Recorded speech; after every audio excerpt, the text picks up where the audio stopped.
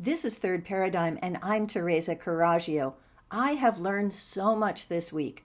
It started with a magnificent article by Aaron Mate on the history of Syria called Al-Qaeda is on Our Side Now, how the Obama-Biden team empowered terrorists in Syria. And then on Caitlin Johnstone's Substack, a commenter who goes by Belsari had posted several links that turned out to be so informative.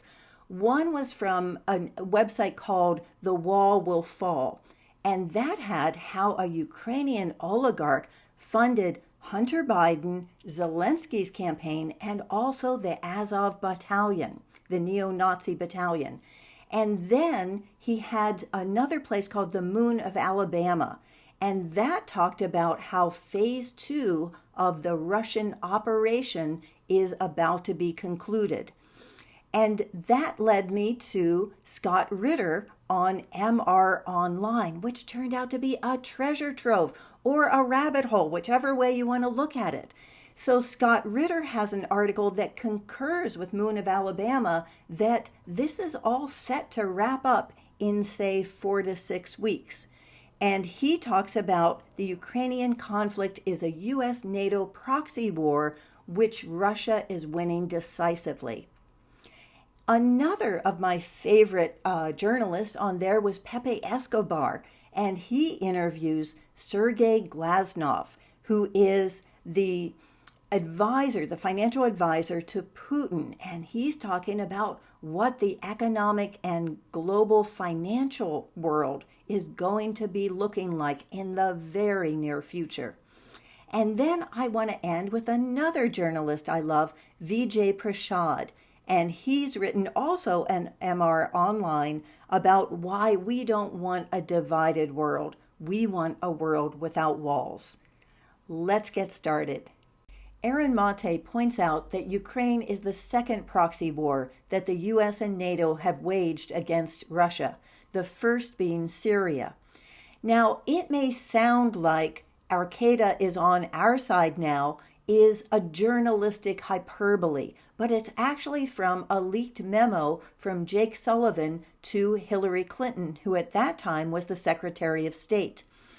He shows how we had transferred arms from Libya to Syria and that the assassination of Ambassador Christopher Stevens was part of him being in the process of moving those arms.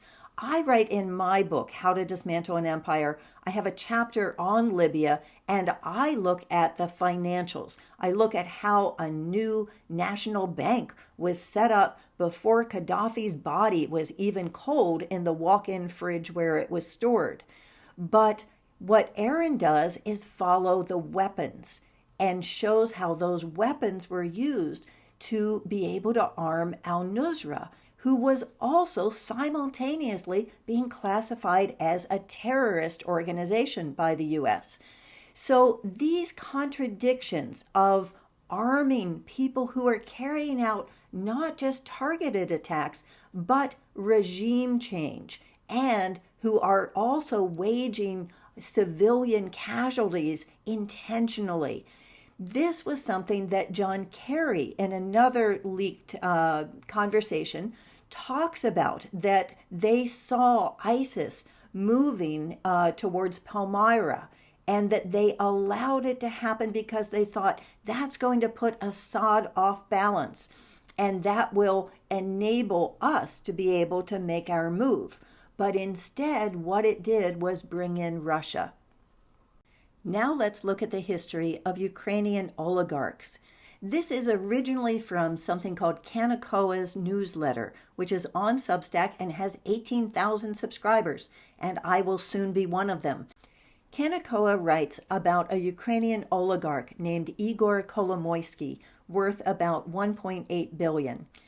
And Burisma is the gas company that Hunter Biden was on the board of for $60,000 a month.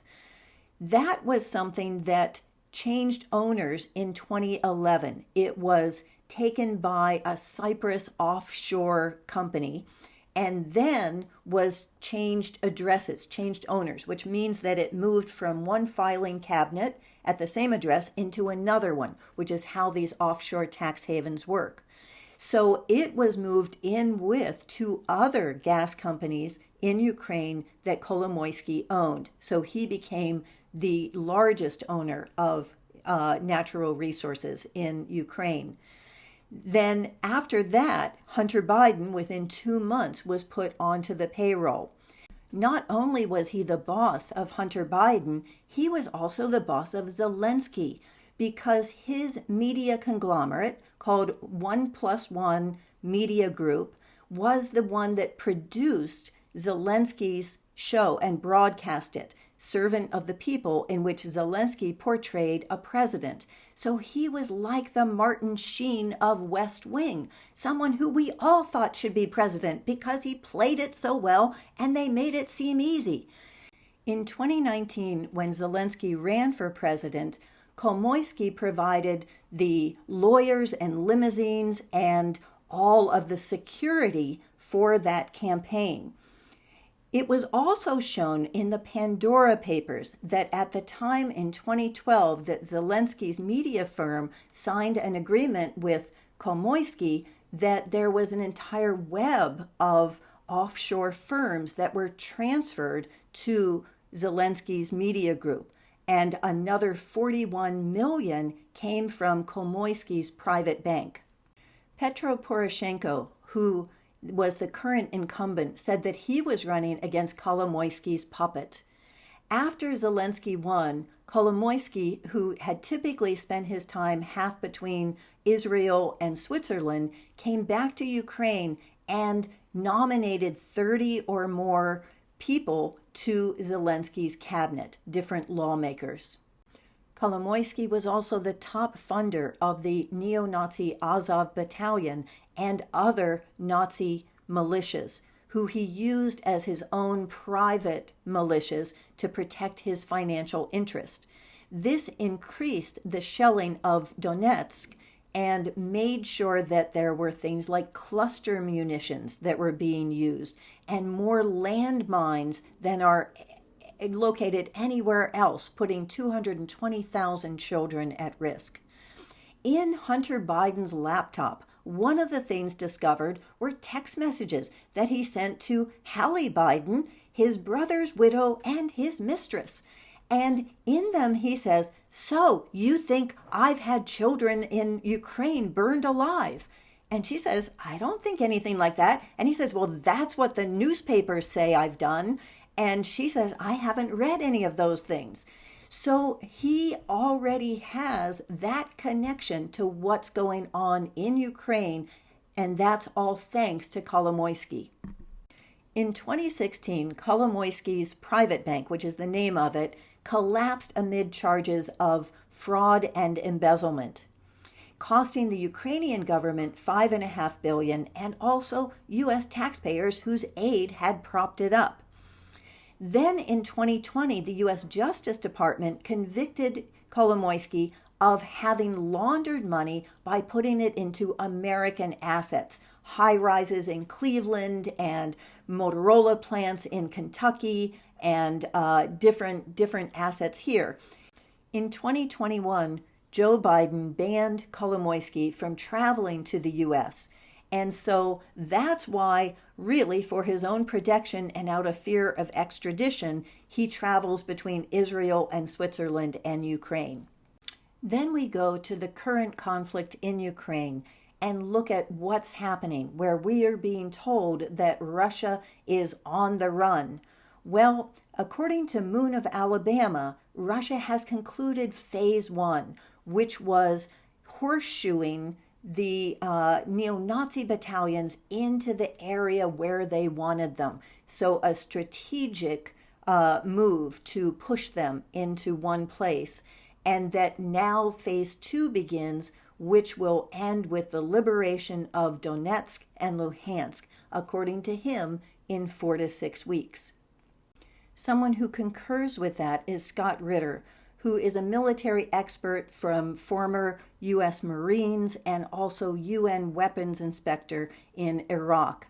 So Scott Ritter says that what the objective of Russia has been is to shape the battlefield to its advantage by limiting the amount and the size of warfare that Ukraine is able to bring. He says that they are hampered by their own constraints in making sure that they are not causing civilian casualties as much as possible and also not damaging the infrastructure. He looks at the various things that have been blamed on Russia. For instance, the Bucha massacre and the bombing of a hospital, and looks at whether those are false flag events. Something I really like about Scott is that he doesn't make assumptions. What he says is there's forensic evidence that's available. If Russia is going to be accused of war crimes, we'll prove it. It doesn't take that much. You would investigate a murder of one person. If in this case you're saying that this war crime happened, let's investigate and find out the truth. So with Bucha, he was banned from Twitter by saying that this is something that you would be able to show, that if bodies had been killed by the Russians, by the time that the Nazi battalions got there, they would have been bloated. They would have been disintegrating, and that wasn't the case in the photos that were shown. They were also wearing the blue armbands, which is what Russia has used for people to show that they're neutral so that they can give out food boxes. And so those are people who he says were probably killed as collaborators, and that there's evidence of that in the correspondence on the Ukrainian side, that they were going to go in and kill the collaborators, as they called them. In another article on MR Online, which is monthly review, it talks about how Ukrainian soldiers are trying to surrender. They're getting SMS messages saying, you can surrender and nothing will happen to you. But then the Nazi forces are firing on them. So they're caught between these two different forces, and it is their own forces that are holding them hostage. Scott is also asked how the sanctions will affect Russia. And to answer that, I want to go to Pepe Escobar in The Cradle, where he interviewed Sergey Glazyev. So Glazyev has written Sanctions and Sovereignty, an essay. And in 2016, he wrote The Last World War, the USA to Move and Lose. He's been predicting this for a long time and planning for it. So what they're setting up is the EAEU, which is the Eastern Asia Economic Union, and that is now trading directly with China. What he says is that all of what I call the imperial currencies, the dollar, pound, yen, and euro, are no longer going to be accepted. And so you have all the BRICS countries, Brazil, Russia, India, China, and South Africa, who have been looking for a way to trade in a basket of currencies. Again, something I write about in my book from a long time ago, where they have been wanting to do this. Not Russia in particular, but all of those countries who say there's no reason that we should all be living under the petrodollar and under the thumb of these currencies. So what he's looking at is very interesting, that countries would be trading directly with their own currency, which in effect is kind of like an IOU. It's saying, here, I'll trade you this, and in return, I'll get back from you something at a future date that you produce in your own currency. And then he's looking at the countries that are in debt, in dollarized debt, and their ability to be able to say, no, I'm not going to pay this, and have that not change their credit, because the credit isn't going to recognize those kinds of debts. It is a game changer, and something that is why I call this episode the West versus the rest, because it is going to leave us out in the cold, perhaps literally, if people like, Kunstler, are right that we are really at the end of our ability to frack. That's how we've said to Europe, don't worry about that Russian oil that you're not getting anymore. We're going to supply you. But according to Kunstler, it's not there, no matter how much we want to be able to obliterate our water systems and put those kinds of chemicals into the ground. It's just not there. So this is something that I think is ultimately going to be a good thing for us.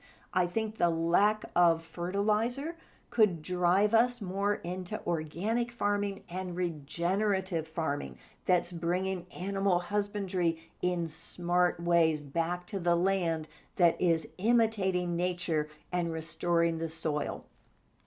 I want to end with Vijay Prashad in We Don't Want a Divided World. We Want a World Without Walls. He was my go-to source when I wrote my book and the chapter on Libya that I called Swept Away by the Currency. He always has a finger on the pulse of the economics that are going on. So in this case, he says, even if U.S. allies want to, they can't sever ties with Russia and China. There's too much interdependence without throwing themselves into economic chaos and catapulting fuel prices. So this is something that he believes is going to come around to a better place. And he looks at Cuba and he says that with Cuba, they say, we have an army of white coats.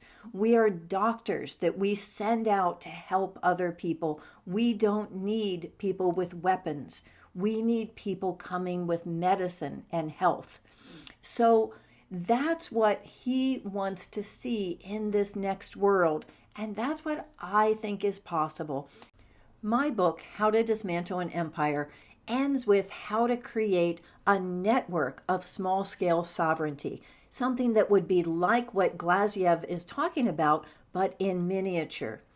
The biggest objection that I've gotten is, how are you going to bring this about?